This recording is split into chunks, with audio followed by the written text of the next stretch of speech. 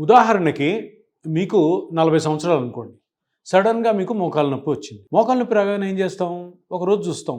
ఒక రోజుకి కూడా తగ్గకపోతే ఇమ్మీడియేట్‌గా మెడికల్ షాప్ పోయి ఒక పెయిన్ కిల్లర్ తెచ్చుకుంటాం. అడుగుతాం వానికి, మెడికల్ షాప్ వానికి, నాకు ఇట్లాగా మోకాలు నొప్పి ఉంది అంటే ఒక పెయిన్ కిల్లర్ రాసిస్తాడు. పెయిన్ కిల్లర్ వేసుకుంటే వెంటనే తగ్గిపోద్ది.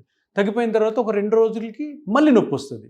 మళ్ళీ మెడికల్ షాప్ పోయి అదే మెడిసిన్ తీసుకొని అలాగే పెయిన్ని తగ్గించుకుంటూ ఈ పెయిన్ కిల్లర్స్ మీద మీరు డిపెండ్ అయిపోయే ఛాన్సెస్ ఇది విరివిగా చాలామందికి జరుగుతుంది.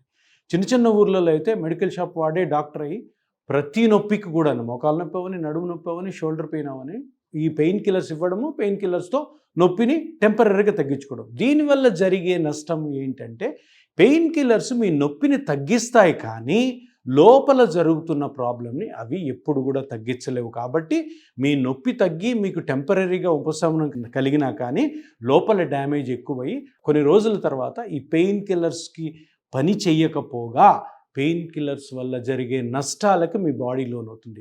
ఈ పెయిన్ కిల్లర్స్ వల్ల జరిగే నష్టాలు ఏంటంటే మీ కిడ్నీ, లివరు చెడిపోయే అవకాశాలు చాలా చాలా మెండుగా ఉంటాయి. అందుకని పెయిన్ కిల్లర్స్ మీద డిపెండ్ అయ్యి నొప్పిని తగ్గించుకోవాలనుకోవడము చాలా చాలా డేంజరు. ఆ పనులు చేయవద్దు మీరు.